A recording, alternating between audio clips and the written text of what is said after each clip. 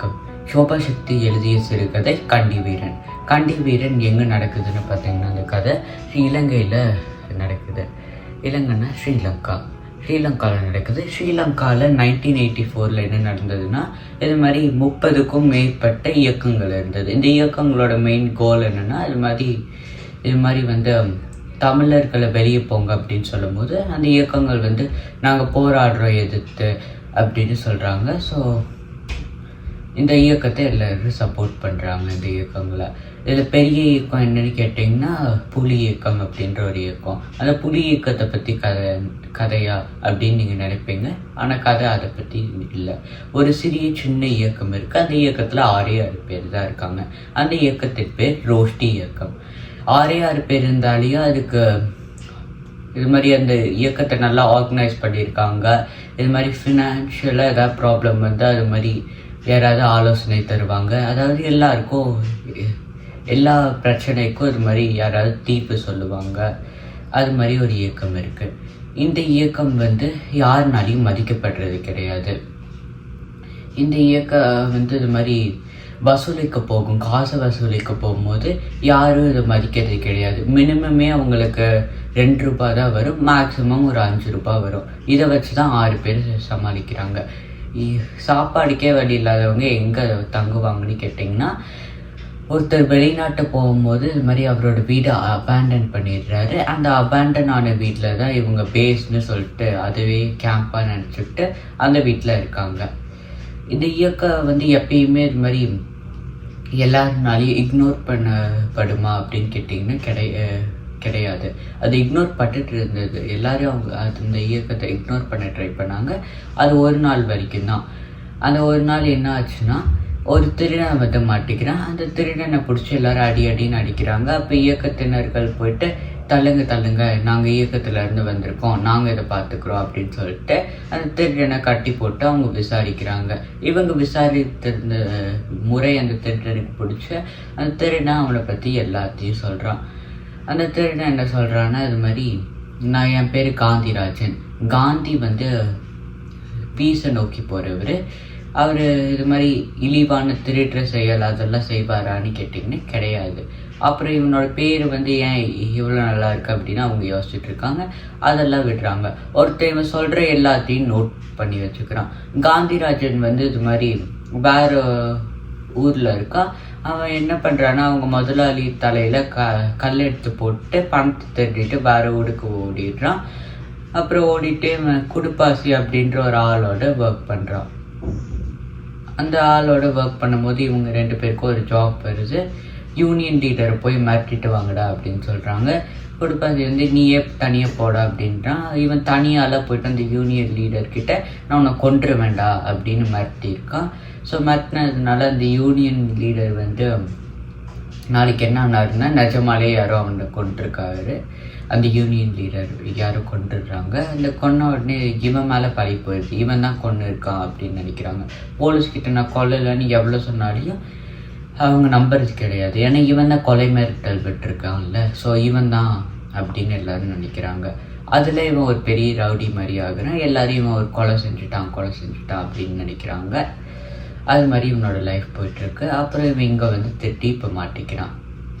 இவனோட life story இது மாதிரி சொன்ன உடனே அவனை வேற ஒரு அறை, அவங்க இருந்த பேஸில் வேற ஒரு அறையில் அவனை போட்டு அடைச்சி வைக்கிறாங்க. அதையே ஜெயில்னு சொல்லிக்கிறாங்க. அந்த ஜெயிலில் அவனை போட்டு அடைச்சி வச்சாடியும் அவனுக்கு என்ன தண்டனை கொடுக்கலாம் அப்படின்னு நினச்சிட்டு இருக்காங்க. ரொம்ப நாளாக யோசிச்சுட்டு இது மாதிரி மரண தண்டனை கொடுக்கலாம். ஏன்னா இவன் திருடி இருக்கான், ஒரு கொலை செஞ்சுருக்கான். ஸோ அதனால் மரண தண்டனை கொடுக்கலாம் அப்படின்னு சொல்கிறாங்க. அப்போ இவங்க அவங்ககிட்ட போய் உனக்கு மரண தண்டனை கிடைக்க போகுது அப்படின்னு சொல்லும்போது இவன் நம்புறது கிடையாது. இதை எப்படி நியாயமாக இருக்கும், செய்யாத கொலைக்கு எனக்கே மரண தண்டனை தரீங்க அப்படின்னு கேட்குறேன். இவனை பேசி விட்டுறது கிடையாது. இருந்தாலே அவனுக்கு 3 வேளைக்கு சாப்பாடு போட்டு அப்புறம் பீடி கட்டுகள் தராங்க. இவங்களுக்கே சாப்பாடுக்கு வழியில். ஆனால் இவனுக்கு 3 வேளை சாப்பாடு ஏன் போடுறாங்க அப்படின்னு உங்களுக்கு ஒரு கேள்வி எது. ஏன் போடுறாங்கன்னா, இவன் கூடிய சீக்கிரத்தில் சாக போகிறான். ஸோ இவனுக்கு சாப்பாடு போட்டு நல்லா பார்த்துக்கணும் வச்சுக்கணும் அப்படின்னு நினைக்கிறாங்க. இதெல்லாம் நடக்குது. அப்புறம் இவனை எப்படி கொல்லலாம் அப்படின்னு அவங்க ஆலோசனைடுறாங்க. எப்படி கொல்லலாம்னா இவனை கண்ணை வச்சு தான் சொல்ல முடியும். ஏன்னா கத்தியில் குத்துனா இவன் அது சிவிலைஸ்டாக இருக்காது. அது எப்படி ஏர்லி ஹியூமன்ஸ் கத்தியில் குத்தி தானே சாகடிப்பாங்க. ஸோ சிவிலைஸ்டாக இருக்காது, காட்டு மிராண்டித்தனம் அப்படின்னு அவங்க சொல்கிறாங்க. அப்புறம் விஷத்தை வைக்கலாம் அப்படின்னு நினைக்கிறாங்க. இல்லை, விஷம் இது மாதிரி கோழைகள் தான் இது மாதிரி பண்ணுவாங்க அப்படின்னு இவங்க நினைக்கிறாங்க. ஸோ சுட்டு கொள்வது தான் ஒரே வழி. கண்ணுக்கு இவங்க வேறு இயக்கங்கள்கிட்ட போய் கேட்குறாங்க. இவங்க ஒரு ஹை ப்ரைஸ் சொல்கிறாங்க, 4000க்கு மேலே. இவங்களே சாப்பாடுக்கு வழி இல்லாமல் இருக்காங்க. ஸோ அவ்வளோ ப்ரைஸுக்கு இவங்களால காசு சேமித்து வைக்கிறதுக்கும் முடியறதில்ல. ஸோ இவங்க எப்படி கொள்ளலாம் அப்படின்னு பிளான் பண்ணிகிட்ருக்காங்க. அந்த மாதம் எண்டான உடனே எவ்வளோ ஸ்பெண்ட் பண்ணியிருக்கோம் அப்படின்னு இவங்க கணக்கு போடும்போது அந்த திருடனுக்கு மட்டும் 1000 ரூபாய் ஸ்பெண்ட் பண்ணியிருக்காங்க. இது தெரிஞ்ச ரோஸ்டி இயக்கம் நம்மளுக்கே வழியில் இவனுக்கு வேறு சாப்பாடு போடுறோமா, இவனுக்கு இதுக்கு மேலே போட முடியாது அப்படின்றாங்க. அப்போ என்ன ஆகுதுன்னு பார்த்தீங்கன்னா ஒரு இயக்கத்தினர் சொல்கிறாரு, நம்ம ரூமை திறந்து விட்டுருக்கலாம், காவலுக்கு யாரும் ஜெயில் பக்கத்தில் போட வேணாம், இவனே ஓடி போயிடுவான் அப்படின்னு சொல்கிறாங்க. அதே மாதிரி பண்ணுறாங்க. ஓடி போகிறான்னு கேட்டிங்கன்னா கிடையாது, அவனுக்கு சாப்பாடு தராத உடனே இவன் கத்தி கூப்பிட்டு சாப்பாடு கேட்குறான். அவங்க வராத உடனே அவன் கிச்சன் வரைக்கும் போயிட்டு சாப்பாடு வாங்கிட்டு சாப்பிட்றான். இதெல்லாம் நடக்குது. அப்புறம் இந்த சனியை விட்டுட்டு போகவே மாட்டான் அப்படின்னு அவங்களாம் நினைக்கிறாங்க. இதெல்லாம் நினச்ச உடனே திருப்பி அந்த நபரே, அந்த இயக்கத்தில் இருக்க நபரே சொல்கிறாரு என்னென்னா, நான் போய் அவன்கிட்ட பேச்சு தரேன், நான் அவனுக்கு அவனோட பாஸ்ட்டை ஞாபகப்படுத்துகிறேன், அவன் எந்திரிச்சு போனாலையும் போவான் அப்படின்னு நினைக்கிறாரு. ஸோ இவன் அவங்ககிட்ட போய் பேச்சு தர்றாரு. பொண்டாட்டியை மிஸ் பண்ணுறியா, பிள்ளைகளை மிஸ் பண்ணுறியா, நான் மிஸ் பண்ணுறேன்னா, நான் இல்லைன்னா அவங்களுக்கு ஜாலியாக இருக்குமே, நானும் இங்கே நிம்மதியாக இருக்கேன் அவங்க தொல்லை இல்லாமல் அப்படின்னு சொல்கிறான். அப்புறம் இவங்க பேச்செல்லாம் முடிச்ச உடனே இவன் நகர்ற மாதிரி இல்லை அந்த இடத்துல இருந்து. ஸோ அந்த திருடன் அங்கேயே விட்டு இவன் வெளியே போகும்போது டோர் சாத்திட்டு போங்க அப்படின்னு அவன் சொல்கிறான்.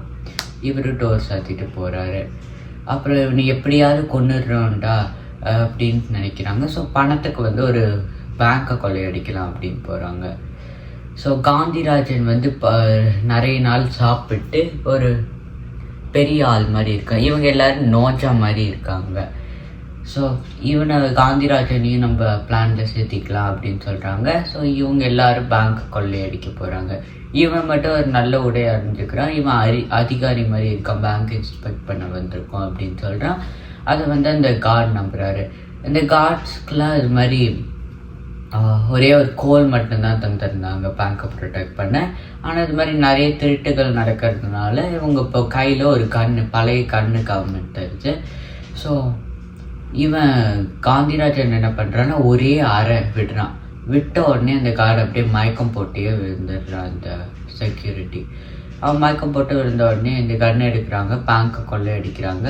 பணம் அதிகமாக கிடைச்சிதா அப்படின்னு கேட்டால் கிடையாது, 101 ரூபா சில்லறையாக தான் இருந்துச்சு. அதை அட்லீஸ்ட் கொள்ளை அடிச்சுட்டு இவங்க காரில் ஏறுறாங்க. அந்த கார் இவங்க தானே கேட்டிங்கன்னா அதுவும் கிடையாது, அதையும் இவங்க திருடிட்டு தான் வந்திருக்காங்க. அப்புறம் ஒரு பீச் ஓரமாக போய் காரை விட்டு இவங்க எல்லோரும் வீட்டுக்கு போகிறாங்க. இவங்க அந்த சிறிய இயக்கம் கொள்ளையடிச்சது வேற ஒரு இயக்கத்துக்கு தெரியுது. ஸோ இவங்கெல்லாம் இங்கே வராங்க. அந்த கன்னுக்கு என்னாச்சுன்னு கேட்டிங்கன்னா, அந்த கன்னை காந்திராஜன் வச்சுருக்கான். காந்திராஜன் அவன் ரூமுக்கு அந்த கன்னை எடுத்துகிட்டு போயிட்டு அதெல்லாம் டிஸ்அசம்பிள் பண்ணிடுறான். அப்புறம் உனக்கு கண்ணை பற்றி தெரியுமா அப்படின்னு கேட்குறாரு ஒரு இயக்கத்தினர். அப்போ காந்திராஜன் தெரியும், நான் வேட்டைக்கெல்லாம் போயிருக்கேன் அப்படின்னு அவர் சொல்கிறாரு. அது மாதிரி சொன்ன உடனே இவங்ககிட்ட எப்படி கண்ணை தந்துட்டு நம்ம நிம்மதியாக தூங்குறது, நம்மளை கொண்டுட்டானா அப்படின்னு இவங்களாம் இருக்காங்க. அப்புறம் அடுத்த நாள் என்ன ஆகுதுன்னா, இது மாதிரி மற்றொரு இயக்கம் வருது. அவ்வளோதான், பெரிய இயக்கம் வந்திருக்கு, முடிச்சு விட்டுருவாங்க அப்படின்னு நினைக்கிறாங்க. ஸோ இவங்க எல்லோரும் இது மாதிரி சார் எங்களுக்கு மரியாதை தாங்க, அவங்கள இழிவாக நடத்தின உடனே மரியாதை தாங்க அப்படின்னு ரோஸ்டி இயக்கத்தினர் கேட்ட உடனே பேண்ட்ஸ்லாம் அவுத்துட்டு சட்டையெல்லாம் அவுத்துட்டு ஜட்டி மட்டும் போட்டு நில்லுங்கடா அப்படின்றாரு. அப்புறம் திடீர்னு ஒரு 2 கன் ஷாட்ஸ் கேட்குது. காந்திராஜன் வரான், கண்ணை ஃபுல்லாக அசம்பிள் பண்ணிவிட்டு அவங்கள போட்டு தள்ளுறான். போட்டு தள்ளின உடனே அவ்வளோதான், இந்த பெரிய இயக்கம் வந்து நம்மளை சும்மா விடாது, நாளைக்கு உயிரோடு இருந்தோம்னாலே பெரிய விஷயம் அப்படின்னு அவங்க நினைக்கிறாங்க. அப்போ காந்திராஜன் வந்து இவங்க எல்லாரையும் கூட்டிகிட்டு போயிட்டு இது மாதிரி படகுகள் இருக்க இடத்துக்கு போகிறோம், ஃபிஷர்மேன் இருக்க இடத்துக்கு போகிறோம். அங்கே போன உடனே இந்த ஃபிஷர்மேன்கிட்ட உதவி கேட்குறோம். நாங்கள் இயக்கத்துலேருந்து வந்திருக்கோம் அப்படின்னு சொன்னோடனே இவங்களும் தாராளமாக உதவி செய்கிறாங்க. அப்புறம் காந்திராஜன் என்ன பண்ணுறான்னா இவங்களை படகுல ஏற்றிட்டு அவன் காந்திராஜன் வந்து இந்தியாவை நோக்கி குறைப்படுறான். இதோட கதை முடியுது. ஸோ இந்த கதையிலேருந்து நம்ம என்ன தெரிஞ்சுக்கிறோன்னா, இந்த இயக்கங்கள் ஏதாவது பண்ணுமா அப்படின்னு கேட்டிங்கன்னா இதை வச்சு நம்ம காரணமாக காட்டி எதுவும் பண்ண முடியாது. இந்த இயக்கங்களோடைய சண்டை போட்டு செத்துரும், இல்லைன்னா அவங்க போராடியே சாகுவாங்க அப்படின்னு சொல்ல வர்றாரு. இதோட முடியுது கதை. நன்றி, வணக்கம்.